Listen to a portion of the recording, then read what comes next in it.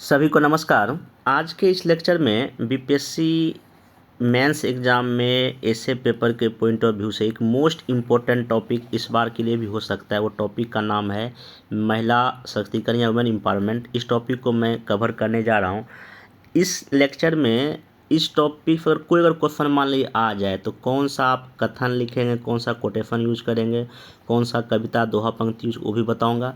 बाकी इसमें मैं 2 ऐसे का यूपीएससी के लेवल का मोरल आंसर भी मैं डिस्कस करूंगा। लेक्चर को ध्यान से देखिए। लगभग 20-25 मिनट के इस लेक्चर में आप बहुत कुछ सीखेंगे भी और आपको बहुत कुछ अच्छे कंटेंट भी मिलेगा जो कि आप बीपीएससी एसए के एग्ज़ाम में लिख सकते हैं। हालांकि इस टॉपिक पे बीपीएससी यूपीएससी पहले भी क्वेश्चन पूछ चुका है। बीपीएससी लास्ट ईयर ही पूछा है और यूपीएससी तो लगभग कई बार इस टॉपिक से पूछा है। तो इस टॉपिक में जो जो निबंध बन सकता है पहले हम उसको देख लेते हैं। देखिए, अगर बहुत ही ईजी लेवल का अगर क्वेश्चन बनेगा, देखिए क्या क्या बन सकता है। सिंपल आपको टॉपिक दे देगा महिला सशक्तिकरण, जो जैसा कि आपको हिंदी के क्वालिफाइंग पेपर में इस तरह का निबंध आता है, ठीक ना। महिलाओं की राजनीतिक भूमिका, ये थोड़ा सा हल्का सा टफ हो सकता है। महिलाओं की अर्थव्यवस्था में भूमिका, लास्ट ईयर कुछ इसी टाइप का बीपीएससी पूछा है, ठीक ना। महिलाओं की सामाजिक स्थिति के बारे में पूछ सकता है, या स्त्री का बदलता स्वरूप, या आज की भारतीय नारी। इस तरह क्वेश्चन यहाँ मतलब कि इजी लेवल का हो सकता है। अगर और डिफ़िकल्ट अगर लेवल करेगा इस टॉपिक पे ऐसे में, तो एक हो सकता है कि केवल राजनीतिक अधिकार महिलाओं की स्थिति में सुधार नहीं ला सकता। आपको पता है कभी जो महिला आरक्षण बिल पास हुआ है जिसमें कि लोकसभा विधानसभा में 33% आरक्षण दिया गया, तो उससे संबंधित ये यहाँ से ऐसे आ सकता है। आप तैयार रहिए इस तरह के निबंध के लिए, ठीक ना। नारी ईश्वर की सर्वश्रेष्ठ कृति है, ऐसा कुछ को बना सकता है।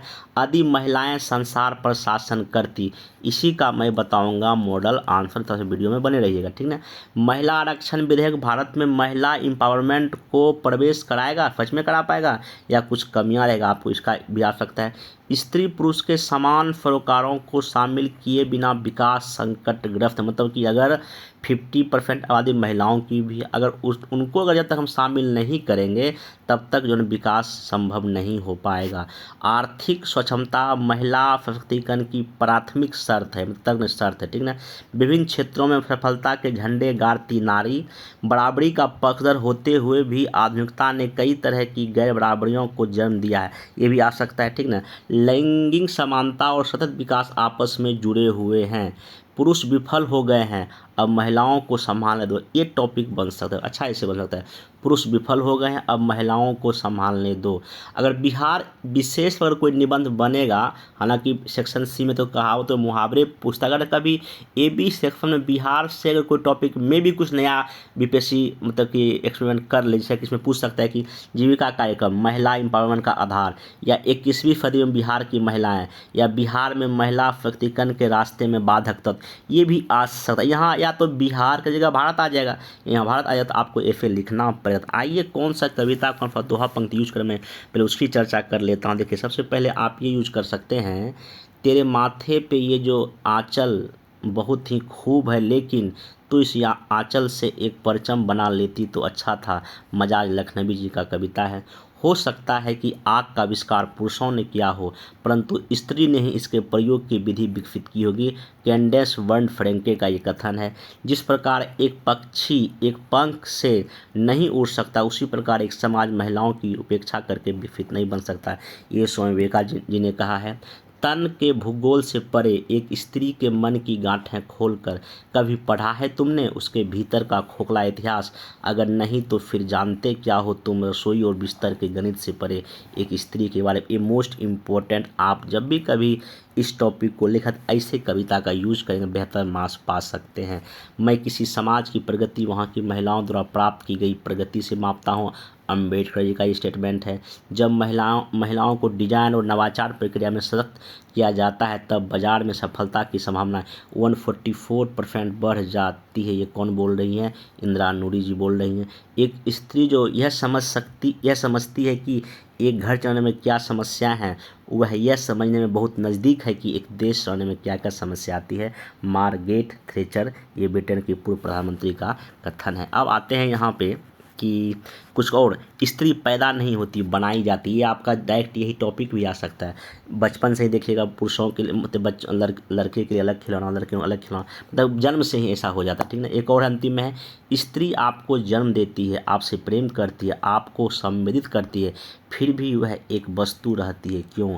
डुबोस हेवर्ड का ये स्टेटमेंट है। अब आगे आते हैं इसमें कि जैसे एक मैं टॉपिक लेता हूँ पहले कि महिला मुक्ति किस ओर। आपको देखिए क्या क्या टॉपिक इसमें बन सकता है बता दिया, कौन सा स्टेटमेंट कविता का दोहा यूज करके मैं ये डिस्कस करता। अब एक मैं ऐसे दो ऐसे मैं ले लेता हूँ, एक है कि महिला मुक्ति किस ओर, ठीक ना, भारत के संदर्भ में है। इसमें मैं वो कुछ पॉइंट डिस्कस करूँगा जो आप किसी और भी ऐसे में यूज कर सकते हैं। देखिए महिला मुक्ति किस ओर, इसका मेनली देखिए थीम क्या है। आप देखेंगे एक तरफ ये देखते हैं कि जब कभी यूपीएससी या आईआईटी या अदर कोई टफ एग्जाम का रिजल्ट आता है, आप देखते हैं कि महिलाएं टॉप कर गई, लड़कियां टॉप कर गई, ठीक ना। तो ये लगता है कि नहीं, आज़ादी के 75 ईयर्स बाद जो है ना, महिलाएं बहुत आगे बढ़ गई है, ठीक ना। लेकिन जब वही हम देखते हैं हमारे देश में बलात्कार की घटनाएं, दहेज प्रथा या महिलाओं को आज मार दिया गया, घरेलू हिंसा, तो इससे लगता है नहीं, अभी भी महिलाओं की स्थिति बहुत अच्छी नहीं हुई है। तो एक द्वंद्व की स्थिति है, एक ट्रांजिशन फेज हमारे देश में है।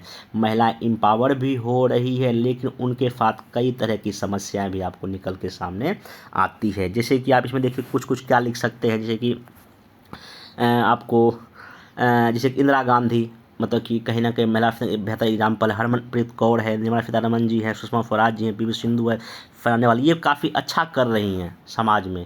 लगता है कि नहीं महिला मुक्ति की ओर हो गए, लेकिन वहीं दूसरा मतलब कि पहलू भी बहुत नेगेटिव है महिलाओं के साथ। तो एक द्वंद्व की स्थिति, मतलब आपको यही लिखना है महिलाएं कितना आगे बढ़ गई है और उनके साथ कौन कौन सी समस्या है। आर्थिक क्षेत्र में कितना विकास कर पाएंगे, राजनीति में कितना विकास की है, खेलों में कितनी महिला आगे बढ़ गई है, ठीक ना, साइंस में कितनी महिला आगे बढ़। अब उसी क्षेत्र में कहाँ का निगेटिव सामाजिक सोशल में क्या क्या है, उनके साथ क्या क्या समस्या, आप वो भी, शिक्षा में क्या समस्या है, हेल्थ में क्या समस्या है, महिलाओं के लिंग समानता क्या है, वर्क प्लेस पे जो हिंसा हो रही, बलात्कार की जो घटनाएं हो रही, ये दोनों बात आपको लिख के अंतिम में यही कि महिलाओं, चूँकि हमको 100 वर्षों में हमको विकसित भारत बनना है, जब तक महिलाओं को शामिल नहीं, उनके सारी समस्या खत्म नहीं कर, तो वो सपना मेरा गांधी का सपना पूरा नहीं हो पाएगा। तो मतलब आपको ये दो चीज़ यहाँ पे क्या करना है। अब आइए इसमें मैं कोशिश ये करता हूँ ऐसे निबंध का भूमिका क्या हो, एक बेहतर भूमिका क्या हो सकता है। देखिए आप इसमें क्या लिखेंगे यहाँ पे कि 16 दिसंबर 2012 की रात थी। देश की राजधानी दिल्ली जो महिलाओं की स्वतंत्रता के मामले में अन्य हिस्सों की तुलना में ज़्यादा विख्यात है। 6 व्यक्तियों ने एक बेकसूर लड़की के साथ रात भर बलात्कार एवं हर प्रकार के जघन्य कृत्य किए।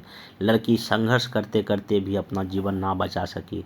वह बहुत डरी होगी, चीखी और चिल्लाई होगी, किंतु समाज ने उसे नाम दिया निर्भया। उसके बाद हजारों मामले और हुए, जैसे कलकत्ता के एग्जाम्पल दीजिए, कानून भी बदला, बलात्कार की परिभाषाएं और दंड संहिता बदली, किंतु ज़मीनी हकीकत आज भी लगभग वैसी हैं। आज भी लगभग 11 साल बाद भी देखिए घटनाएं तो हो ही रही है, एक घटनाएं हो रही है, ठीक ना। तो लेकिन दूसरा कहानी आप इसमें दिखा सकते, लेकिन दूसरी कहानी भी कम दिलचस्प नहीं है। 69 के दशक में इंदौर में एक वृद्ध मुस्लिम महिला जो अपने पति की ज्यादतियों से तंग आकर मुकदमा लड़ी, सुप्रीम कोर्ट तक हर बार उसे हराया गया। शाहबानो नाम की इस महिला ने यह अधिकार छीनकर हासिल किया कि पति द्वारा परित्याग किए जाने पर मुस्लिम महिलाओं को यह भत्ता मिलना चाहिए। उसके 40 वर्ष बाद सायरा बानो उठी और उसने 3 तलाक जैसी स्त्री विरोधी रूढ़ि को चुनौती दी। महाराष्ट्र में शनि सिंगापुर मंदिर हो या केरल में सबरीवाला मंदिर हो, हर जगह महिलाएं ने बराबरी की मांग की और उसे हासिल किया। इंदिरा गांधी एवं निर्मला सीतारमण के रूप में उसने राजनीतिक ताकत हासिल की, तो इंदिरा नूई और केरमदा शॉ के रूप में आर्थिक ताकत पर अपना हक जताया। और खेल का एग्जाम्पल दीजिए, अभी साइना नेहवाल है और भी कई सारे जो मेडल जीती, उसका एक दो एग्जाम्पल आप दे सकते हैं महिलाओं को लेकर, काफ़ी अच्छा एग्जाम्पल हो सकता है, ठीक है। यह प्रक्रिया निरंतर आगे बढ़ रही है। ये दोनों विपरीत स्थिति, पहला मैं दिखाया निर्भया हत्या रेप कांड, और यहाँ दिखाया कि नहीं कैसे महिलाएं आगे बढ़ रही है। दोनों विपरीत स्थितियाँ हमारे समाज की आईना है। जिस तेज़ी से महिलाएं मुक्ति की राह पर बढ़ रही है, उतने ही कठोर तरीकों से परंपरावादी और रूढ़िवादी वर्ग उनकी स्वाधीनताओं को कुचलने की कोशिश कर रहा है। संक्रमण के इस दौर में दौर में जो प्रश्न किसी भी समझदार भारतीयों को बेचैन करता है वह है महिला मुक्ति की शोर। ठीक ना। आप यहाँ से भूमिका, अब ये हो गया।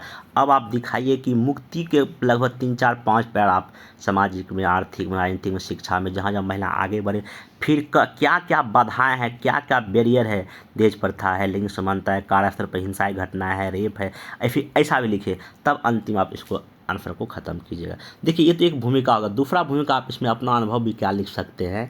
मैं जिस गांव में रहता हूं वहां वर्ष 1995 में पहली बार पंचायत की सीट महिलाओं के लिए आरक्षित हुई। पुरुष वर्चस्व की राजनीति के लिए यह एक बड़ा झटका था। पूरे गांव में भी एक भी ऐसी स्त्री नहीं थी जिसके पास राजनीतिक अनुभव, स्वतंत्र आर्थिक हैसियत या चुनाव लड़ने का साहस हो। अंततः 2 नेताओं ने अपनी अपनी पत्नियों को चुनाव मैदान में उतारा और स्वाभाविक रूप से उनमें से एक चुनाव जीत गई। शुरू में ऐसा लगा कि वह सिर्फ एक कठपुतली है और उसका पति ही, जो अब सरपंच पति के नाम पे विख्यात है, हो गया था, शासन चलाता है। किंतु 1-2 वर्ष होते होते उस महिला को अपनी शक्तियों और समाज की ज़रूरतों समझने आने लगी और वह कठपुतली बनने से इनकार करने लगी। उसकी उपस्थिति से विकास की नीतियाँ बदलने लगी। सड़क एवं टेलीफोन की जगह हैंडपंप एवं लड़कियों के लिए स्कूल पंचायत फंड से स्वीकृत हुई। उन्हीं लड़कियों में से कुछ 10वीं बोर्ड वर्ग तक पढ़ने के बाद शहर में गई, ग्रेजुएट हुई तथा नौकरी करके अपनी परिवार में आय प्राप्त करने लगी। उन्हीं में से मेरी एक बहन भी है। आप यहाँ पंचायत बेफरीज का भी एग्जाम्पल दे सकते हैं, अगर और अच्छा करना चाहते तो ऐसी भूमिका भी आप इसमें क्या कर सकते हैं, लिख सकते हैं। ऐसा भूमिका लिखने के बाद आप इसमें बॉडी पार्ट में जो भी इसके अलग अलग डायमेंशन हैं, ठीक ना, पॉजिटिव नेगेटिव लिख के आंसर को ख़त्म कर दीजिएगा। अब एक और मैं ऐसे का मेमोरेंडम डिस्कस करता हूँ। ये देखिए, अगर दुनिया को महिलाएं चलाती तो नफरत और युद्ध कभी नहीं जन्मते। अगर ये निबंध पूछ दे तो इसमें क्या क्या आपको लिखना चाहिए, मैं डिस्कस करता हूँ। आप स्टार्टिंग देखिए कैसे कीजिए। युद्ध किसी समस्या का समाधान नहीं होता। जीते और हारे हुए लोग भी युद्ध के बाद एक टेबल पर बैठकर संवाद करते हैं, तब समाधान निकलता है। इसलिए बुद्धि का तकाजा है कि बिना युद्ध किए ही संवाद करें। ये कथन है सुषमा स्वराज जी का। उपयुक्त बातें तत्कालीन विदेश मंत्री ने लोकसभा में तब कही जब भारत और चीन डोकलाम मुद्दे पर अड़े हुए थे। उन्होंने बड़ी बुद्धिमत्ता से युद्ध की संभावनाओं को टाल दिया था। इसलिए हम यह कल्पना स्वाभाविक रूप से कर सकते हैं कि अगर दुनिया को महिलाएं चलाती तो नफरत और युद्ध कभी जन्म नहीं लेते। आप ये लिख सकते हैं भूमिका में। अब आगे यह जानेंगे कि महिलाओं में वो कौन से गुण या शक्ति है जिनसे एक शांति और प्रेम की दुनिया का निर्माण हो सकता है। महिलाएं द्वारा निर्मित संसार कैसा होगा? क्या हमेशा शांतिपूर्ण वातावरण रहेगा अथवा इसके कुछ निगेटिव प्रभाव भी हो सकते हैं? यदि हम इतिहास की बात करें तो ज्ञात होता है कि हड़प्पा सभ्यता विश्व की सबसे प्राचीन उन्नत सभ्यताओं का आधार मातृसत्तात्मक था। ठीक ना। यह नारी प्रधान समाज की देन है कि हमें सिंधु घाटी सभ्यता में कहीं भी युद्ध के परिणाम ज्ञात नहीं हुए। इसलिए कविवर J.R. लोवेल ने ठीक ही कहा है, दुनिया बहुत सुंदर है जिसे स्त्रियों ने संपूर्ण किया है। आज वर्तमान समय में भी इस बात का अंदाजा लगाया जा सकता है कि इस संसार को यदि महिलाएं चला रही होती तो ना युद्ध होता ना नफरत। एग्जाम्पल के लिए हाल ही में ओलंपिक गेम में 2 मेडल जीते गए जब जो हुआ था। ठीक ना। गोल्ड मेडल पाकिस्तान की ओर और सिल्वर मेडल भारत के खिलाड़ी जीता था, मतलब कि नीरज चोपड़ा जीता था। ठीक ना। जहां क्रिकेट में युद्ध में हार जीत होने पर इन देशों में हलचल और नफरत सा माहौल दिखाई पड़ता है, वहीं ओलंपिक में इन मेडलों के जीतने वाले खिलाड़ियों के माताओं द्वारा दिया गया प्रेम वातावरण की भावनाओं ने दोनों देशों में खुशी का क्या दे दिया, माहौल बना दिया। दोनों ने एक दूसरे का बड़ाई किया था। ठीक ना। दोनों की मम्मी ने। एक महिला एक माँ भी होती है जिस कारण उनमें प्रेम करुणा जैसे नैसर्गिक गुण भी मिलते हैं। इन गुणों के साथ यदि संपूर्ण देश का नेतृत्व करे तो देश और समाज का चेहरा कुछ और ही होगा। ब्रिटेन की पूर्व प्रधानमंत्री मार्गरेट थैचर ही कहा है, एक महिला जो यह जानती है कि परिवार चलाने में क्या समस्या आती है वह अच्छी तरह समझती है कि एक देश चलाने में क्या क्या समस्या होगी। अतः एक महिला जब राष्ट्र की प्रमुख हो तो वह हर व्यक्ति को रोजगार देकर अर्थव्यवस्था को मजबूत बना सकती है, क्योंकि उसे धन व पैसे का महत्व पता होता है। इस कारण वह अर्थव्यवस्था में भी अपने दिमाग का उपयोग अवश्य करेगी। जैसे देश में जीविका संस्थाएं, कुटुंब श्री संस्थाएं के दम पर ही, मतलब महिलाओं के दम पर ही चल रहा है। ठीक ना। जो न केवल नारी की को बल्कि पुरुष को भी रोजगार दे रही है। और जब हर हाथ काम करने वाला हो तब ना बेरोजगारी होगी ना मानसिक और शारीरिक तनाव। युवा गत राष्ट्रीय में ना भटक कर मानव पूंजी बनेंगे जब हर इंसान के पास अपने लायक धन होगा तो हिंसा चोरी से अपराध समाप्त होंगे, लोगों में भाईचारा और प्यार बढ़ेगा। अमूमन महिलाओं में धैर्य और साहस जैसे गुण देखने को मिलते हैं। इसके बल पर ही वह साहसिक निर्णय लेकर समाज और राष्ट्र को मजबूती गति देती है। जैसे नशाबंदी है, मद निषेध प्रवृत्तियों को खत्म करना। न्यूजीलैंड में तंबाकू पर निषेध लगाया गया जबकि उसकी प्रधानमंत्री एक महिला थी। बिहार जैसे राज्य में महिलाओं के कारण ही मद निषेध विधेयक लाया गया। यदि समाज में कोई व्यक्ति एल्कोहल का सेवन नहीं करेगा तब सारे झगड़े नफरत प्यार में क्या हो जाएगा, बदल जाएगा। महिलाएं प्रकृति प्रेमी होती, प्रकृति को भी एक स्त्री ही समझा गया। यदि महिलाओं को पर्यावरण के क्षेत्र में जोड़ा जाए तो हर प्रकृति का फंड से भलीभांति कर पाएगी। जब पर्यावरण संतुलित रहेगा, स्वास्थ्य अच्छा रहेगा और खुशियाँ आएगी। एग्जाम्पल के लिए राजस्थान का बिश्नोई समाज में महिलाओं ने पेड़ न काटने के लिए अपने प्राणों तक आहुति दे दी। वही मेधा पाटीगढ़ जैसे समाज में नर्मदा नदी के लिए भूख हड़ताल की।